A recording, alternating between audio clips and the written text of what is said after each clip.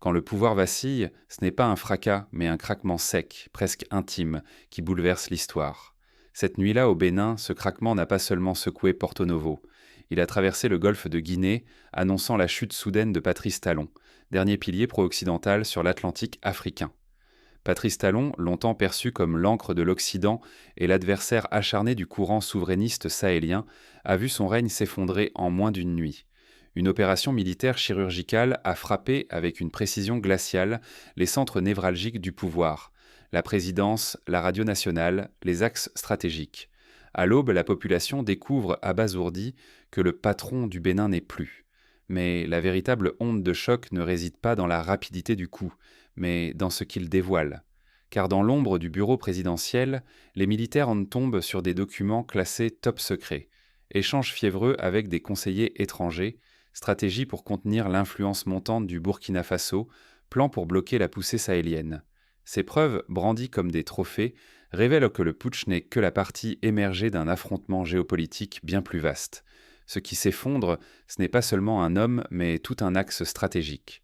Le Bénin, longtemps bastion de la doctrine post-coloniale, bascule soudain dans l'orbite des transitions sahéliennes.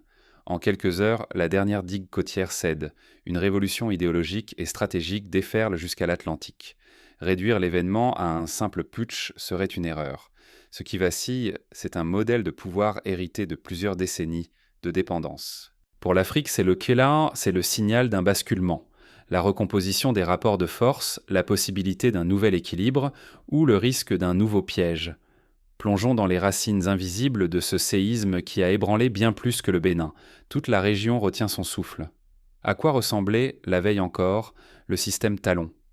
Pour comprendre la portée du choc, il faut d'abord revenir sur le vernis craquelé du pouvoir béninois. Sous la surface polie du pouvoir béninois, des fissures invisibles couraient depuis de nombreuses années. La stabilité du Bénin, tant vantée à l'étranger, n'était qu'une mince croûte recouvrant des tensions souterraines, longtemps refoulées mais jamais résolues. Pour comprendre la chute de Patrice Talon, il faut revenir à l'usure lente du socle post-colonial que beaucoup croyaient inébranlable. Patrice Talon, incarnation du pragmatisme technocratique pro-occidental, semblait cocher toutes les cases du dirigeant moderne. Aux yeux des capitales occidentales, il garantissait sérieux, stabilité et discipline économique sur la côte ouest africaine. Trois piliers soutenaient un de son règne: réformes rapides, alliances solides avec Paris, Bruxelles et Washington, et alignement sur la CEDEAO et l'Union africaine. Mais l'édifice reposait sur un équilibre fragile. Sur le plan politique, les divisions se sont creusées au fil du temps. La répression des voix dissidentes s'intensifiait, l'espace démocratique se rétractait et la société civile s'éteignait à petit feu. L'image d'efficacité camouflait mal la défiance rampante, aussi bien chez les opposants que dans une population de plus en plus désabusée. Sur le front économique, la croissance affichée était réelle mais profondément inégale. Dans les rues de Cotonou ou de Parakou, nombreux étaient ceux qui voyaient les fruits du progrès glisser entre leurs doigts. La prospérité semblait réservée à une élite proche du pouvoir et à des intérêts venus d'ailleurs, alors que la majorité, elle, se sentait laissée pour compte. La faille la plus sournoise était sécuritaire. L'armée, colonne vertébrale de l'État, évoluait en silence mais s'éloignait idéologiquement du pouvoir civil. Alors que le Bénin restait un partenaire fidèle de l'Occident, ses voisins du Nord, galvanisés par la vague souverainiste, affirmaient dans leur autonomie et leur fierté retrouvée. Officiers et soldats béninois, sensibles à ces récits venus du Sahel, percevaient un fossé grandissant. L'isolement régional a aggravé la tension. Tandis que Bamako, Ouagadougou et Niamey tournaient en le dos à l'ordre ancien, le Bénin devenait une anomalie, une citadelle encerclée. Les signaux faibles s'accumulaient, dialogue diplomatique refroidi, coopération économique au ralenti, et surtout une méfiance nouvelle dans les états-majors militaires. Ignorer ces craquements, c'était s'aveugler face à l'inévitable. En politique comme en société, négliger les signaux faibles revient à se condamner à subir l'histoire plutôt qu'à la façonner. Le coup d'État n'est pas le fruit du hasard. Il s'inscrit dans la logique d'un système épuisé, vulnérable à l'irruption d'une force radicalement nouvelle. Mais derrière ce basculement brutal, une dynamique plus vaste est à l'œuvre. Car en renversant Talon, ce n'est pas seulement un homme qu'on évince, c'est tout un modèle et tout un continent qui amorce leur mue. Un vent venu du Sahel souffle sans relâche, franchissant désormais toutes les frontières. Depuis plusieurs années, la doctrine sahélienne grandit, portée par l'idée d'autodétermination. la volonté de rejeter toute tutelle étrangère et la fierté d'un peuple décidé à reprendre le contrôle de son territoire et de son destin. Ce n'est plus un simple slogan, c'est une philosophie d'action, une contagion politique qui s'étend à toute l'Afrique de l'Ouest. Au centre de cette vague, un homme s'impose, le capitaine Traoré. Sa parole, sa posture, sa rupture radicale avec les codes hérités fascinent une génération entière d'officiers et de jeunes leaders. Le pramodèle Traoré devient la preuve qu'une autre voie est possible, celle d'une souveraineté réelle affranchie des tutelles étrangères. Pour beaucoup, il incarne le rêve d'une Afrique qui s'appartient enfin. Le Sahel, autrefois perçu comme une zone grise, se transforme sous nos yeux. Les liens historiques avec la France se délitent, remplacés par de nouveaux réseaux militaires et économiques qui ignorent les vieilles frontières coloniales. La rupture est actée. Le Burkina Faso, le Mali, le Niger réinventent les règles. Ils inspirent, ils inquiètent, ils attirent. À l'extrémité sud, le Bénin devient la nouvelle ligne de front. Le président Talon, longtemps symbole de stabilité pro-occidentale, se présente comme le dernier rempart face à la vague venue du Nord. Mais ce rempart était fissuré depuis longtemps. Les élites militaires béninoises, sensibles au discours sur la dignité et l'indépendance, se tournent progressivement vers les idées sahéliennes. Dans les casernes et les cercles d'influence, la coopération cède la place à la revendication de souveraineté. Le putsch ne fut pas un simple coup de force. Il est l'aboutissement d'un basculement lent, presque inexorable. Des mois, voire des années de maturation, où la conviction de l'obsolescence du modèle ancien s'est imposée. S'accrocher au passé, c'était risquer de voir disparaître l'influence nationale, de devenir spectateur du nouveau chapitre africain. Pour de nombreux officiers, le choix devint clair, rejoindre la vague ou sombrer avec l'ancien monde. Le coup d'État ne naît pas du chaos, mais d'une volonté orchestrée.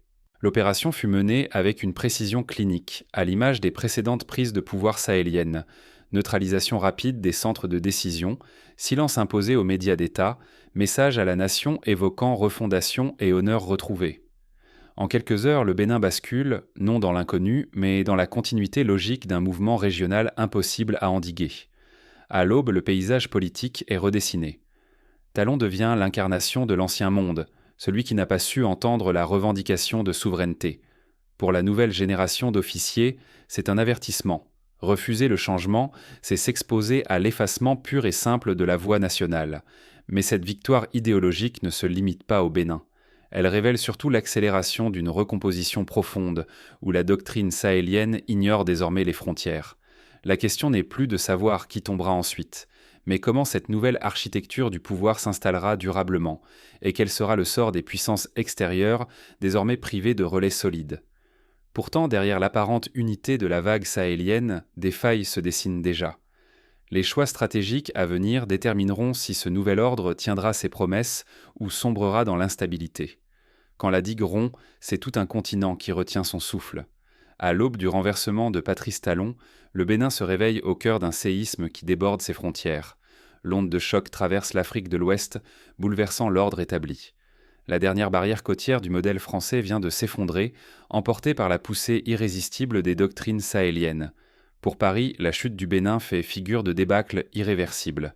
Après le Mali, le Burkina Faso et le Niger, la façade atlantique était perçue comme la dernière citadelle. Désormais, Porto Novo échappe à l'influence française. La logique du domino s'inverse brutalement, révélant la vulnérabilité d'un système que l'on croyait invincible. Les capitales occidentales réagissent comme dans l'urgence, multipliant sanctions, menaces et injonctions. Mais aucun levier traditionnel ne semble fonctionner. L'élan souverainiste avance, indifférent aux avertissements. L'arsenal de mesures punitives glisse sur un mouvement qui s'est affranchi des anciennes tutelles. Au sein de la CEDEAO, l'angoisse s'installe.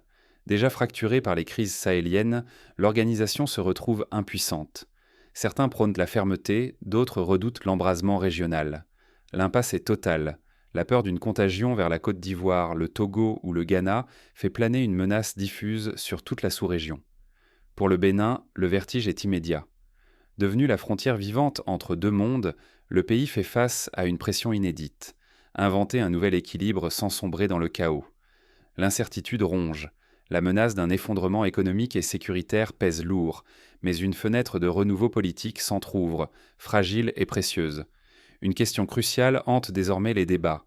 Le Bénin possède-t-il la solidité institutionnelle et la maturité collective pour réussir un virage souverain ? Les défis paraissent vertigineux. Maintenir la continuité de l'État, apaiser les tensions internes, dessiner une politique étrangère autonome sans se retrouver isolé sur la scène africaine. L'enjeu dépasse les frontières du Bénin. Toute la région est suspendue entre chute et renaissance. À chaque décision, l'équilibre vacille. L'espoir d'un nouveau modèle affronte le risque d'un effondrement total. Les citoyens oscillent, tiraillés entre l'attente d'une aurore politique et la hantise d'une désillusion fatale. Mais dans cet entre-deux, une génération se lève, décidée à saisir ce moment charnière. À mesure que les lignes bougent, une lutte silencieuse s'engage pour façonner l'avenir du pays. La souveraineté ne se résume pas à un slogan, c'est une discipline quotidienne, exigeante et lucide. Au Bénin, l'enjeu n'a jamais été la victoire d'une faction, mais l'émergence d'une responsabilité collective, forgée dans la conscience aiguë des défis à venir. Premier pilier, fortifier l'économie. Il faut briser la dépendance à un unique partenaire, à une seule filière ou à un débouché exclusif. Diversifier les alliances, investir dans les chaînes de valeur locales, encourager l'entrepreneuriat et l'innovation, ces choix sont la condition de l'indépendance véritable. Sans cette assise, toute souveraineté n'est qu'apparence. Deuxième pilier, la sécurité. Construire une défense autonome, capable de résister aux pressions extérieures, oblige à investir dans la formation, l'équipement adapté et surtout dans l'intelligence collective. Cela exige aussi des coopérations régionales sincères, où l'intérêt partagé l'emporte sur la simple influence extérieure. Troisième pilier, la légitimité politique. Les peuples réclament des résultats, de la transparence et une justice effective. Les gouvernements de la nouvelle ère ne conserveront leur crédit que s'ils prouvent, chaque jour, qu'ils servent l'intérêt général plutôt qu'une minorité ou que des logiques opaques héritées du passé. Quatrième enjeu, la portée continentale. Ce qui s'est joué au Bénin doit servir de précédent structurant, pas de parenthèse isolée. L'Afrique observe, apprend et aspire à sortir du cycle des transitions sans lendemain. Créer une dynamique durable suppose d'inspirer, de fédérer et de convaincre au-delà des frontières. La responsabilité, enfin, ne repose pas seulement sur les dirigeants. Chaque citoyen, chaque organisation, chaque communauté doit s'informer, rester vigilant et s'engager. La transformation ne se décrète pas. Elle se construit jour après jour à travers les choix économiques, culturels et politiques de chacun. Mais la fenêtre historique reste étroite. L'opportunité n'attendra pas. Réussir, c'est inscrire le Bénin dans la légende d'une Afrique enfin émancipée. Échouer, c'est s'enfermer dans le cycle amer des illusions perdues et des dépendances restaurées. Mais pour comprendre comment cette dynamique peut réellement s'étendre et s'ancrer, il faut saisir les leviers profonds qui ont permis ce basculement. Quels sont les signaux à ne pas manquer dans la recomposition actuelle ? Ce moment n'appartient pas au gouvernement. Il appartient à celles et ceux qui refusent de laisser d'autres écrire leur avenir. À la suite de la chute de Patrice Talon, une vérité s'impose. La souveraineté ne s'accorde pas, elle se conquiert. Ce qui s'est joué au Bénin dépasse un simple changement de régime. C'est la rupture d'un miroir post-colonial tendu depuis plus de 60 années, brisé sous les yeux d'une génération qui a trop longtemps attendu. Rester passif aujourd'hui, c'est accepter d'être défini par des intérêts étrangers, à nos rêves comme à nos colères. C'est accepter que la trajectoire de l'Afrique continue de se décider dans des bureaux lointains, par des mains qui n'ont jamais foulé la terre rouge de Porto Novo, ni entendu le silence d'un peuple privé de voix. L'onde de choc née au Sahel a frappé la côte atlantique. Ce n'est plus une hypothèse, mais une réalité qui bouscule toutes les certitudes établies. Désormais, chaque citoyen se retrouve face à un choix. Regarder la vague passer ou s'en saisir pour réinventer ce que des générations ont cru immuable. Ce n'est plus l'heure des analyses froides ni des calculs prudents. C'est l'heure de la prise de position. L'Afrique de demain ne se dessinera pas dans des conférences, mais dans la capacité de ces peuples à imposer leur volonté, à embrasser la complexité de leur propre histoire. Refuser l'engagement, c'est laisser le champ libre à ceux qui, depuis toujours, pariment sur l'apathie pour reconduire l'ancien ordre. Mais s'impliquer, même modestement, c'est déjà commencer à reprendre le contrôle du récit. Chacun détient une part de la souveraineté collective, même invisible, même minuscule. La recomposition en cours n'attend aucun feu vert. Elle dévore les hésitations et offre une opportunité rare, arracher à l'histoire la possibilité d'un nouveau départ, loin des tutelles et des compromis imposés. Celles et ceux qui gardent le silence aujourd'hui deviendront spectateurs de leur propre effacement demain. Mais ceux qui prennent la parole, qui s'informent, qui discutent, qui osent, deviennent les architectes d'un futur dont le visage n'appartiendra à aucun passé. Le moment est venu de choisir son camp, pas entre partis, mais entre deux visions de l'Afrique, celle qui subit et celle qui construit. Car demain, le continent ne sera plus jamais le même. La vraie question n'est plus de savoir si l'Afrique va changer, mais qui aura